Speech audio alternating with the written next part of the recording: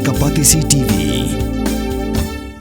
ICFA University Meghalaya is now open for admissions for the academic year 2025. Explore our best courses and apply today. Fee concessions are available for domicile students of the state of Meghalaya. Myntri Khynnah ke Sorkar Pdeng ubakmi ikatan Home Affairs ubandi Sanjay Kumar. Hakar puatik unai lar arajar arpusan ulawan yuk kejet hanong ba Shillong ba bensyong perkat kam hak bede ba Skhim kibla bay de Sorkar Pdeng ya kibla Pyntrei de Sorkar jella.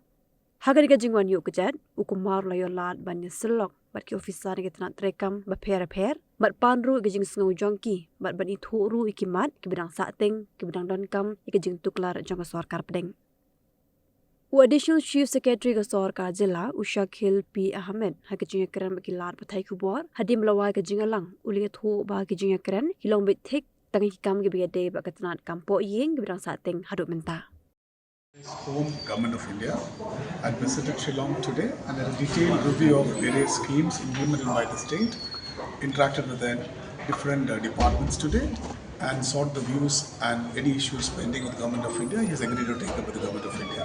All the central sector schemes he has evaluated and he has checked the implementation and he suggested his own suggestions also. He gave and any issues pending, he said, will you take up with government? How safe is the border? Has he reviewed?